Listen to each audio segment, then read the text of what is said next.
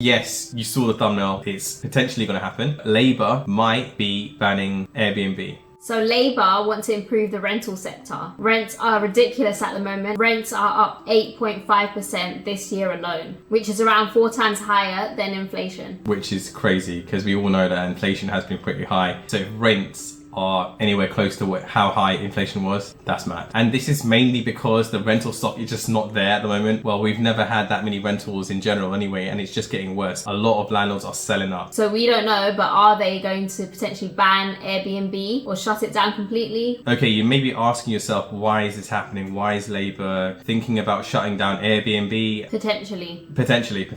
So around 20% of properties in London are Airbnb rental stock, and the private rental sector makes up the rest of it. So if you've got a chunk of 20% that's dedicated towards short-term accommodation, the prices of rents are going to go up because there's less rental stock, and Labour want to control that so you can free up a lot more stock that people can basically rent those places out instead, rather than having those places on Airbnb. This is actually quite crazy because I know a lot of landlords that actually rent properties and they do it on a short-term let, and they make a considerable amount of money. Though it's not all like easy. It's basically a business that you're running. For example, having cleaners, repair people that will come, within 2 hours notice sometimes for leaks because your next booking depends on it. But long story short, it's just another way they're just tackling landlords in general. Even though it's a short-term rental sector, I feel like the government are just making things a lot more difficult. So guys, if you find this video useful or any other videos useful, make sure you subscribe. Make sure you like this video. Yeah, it just really helps us in the algorithm and motivates us.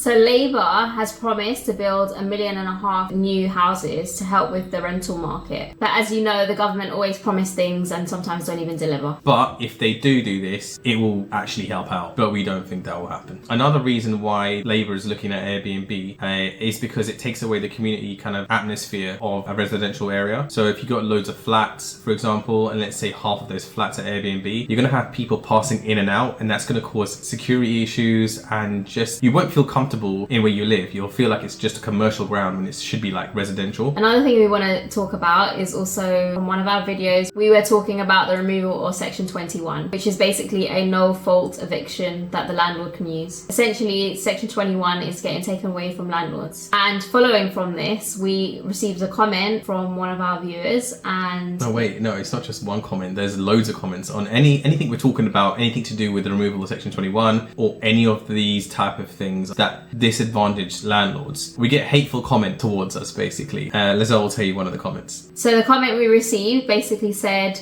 if you signed a contract for 1, 2 or 3 years, then why should you be allowed to evict them? That's you breaking a contract. People like you are the reason people think landlords are slimy.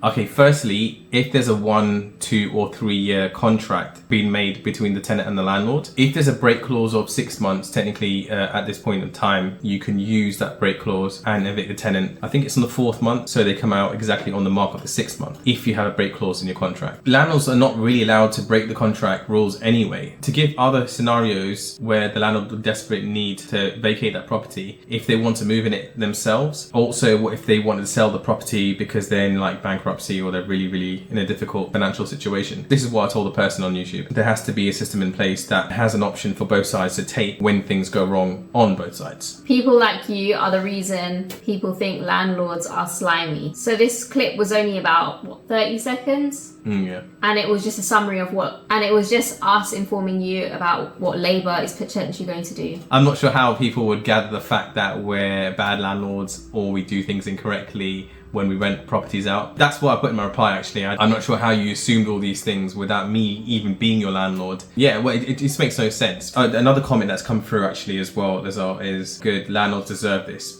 Do we? Thing is, if landlords, which they are, actually coming out of the private rental sector, already there's no stock in the market, and that's why there was 200 applicants just for one house. So Lizelle told me this, and it was an article that she read. 200 applicants for one house. Can you only imagine how much the rents would be in that particular scenario, and it will only get worse if landlords leave. So there is another thing that tenants should really think about, and it's really important, is that private landlords look after and maintain the property better than housing associations and the council. It's actually fact. So we actually bought from two houses from a housing association, and to be honest, the property wasn't well kept. Yeah, I think we might have a video clip of that actually. That's a good point.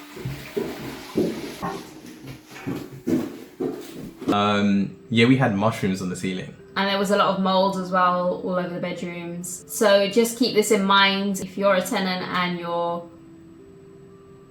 being rude. People watching this video, I want you to realise that we don't want rights to be in the favour of landlords. We don't want rights to be in the favour of tenants either. We literally just want kind of sort of like a fair system on both sides. So for example, if a tenant's not paying rent, there's a good system in place. Like for example, court systems have to be quite well structured for landlords to get possession of their property. And also for tenants. So tenants need to have a good security to live in a property. And if they're paying rent and they're maintaining the property, they're not like doing things like subletting or damaging things on purpose, then they should have every right to stay for a certain period of time. For example, even if it's like 2 years, I think that's one of the rules that's going to be in place, that a tenant has to be there for 2 years, but I'm not sure if that's going to come into play, but we'll see. Then a tenant should have a right to stay there for a long period of time. But in a scenario where a landlord has to sell up in an emergency, if they can prove that, I do believe the landlord should be able to get like their property back to sell it, because they're going to be in a situation where they can't pay something. No one should be in that position. If you want to see more up-to-date content like this, then make sure you subscribe and you'll get them notifications.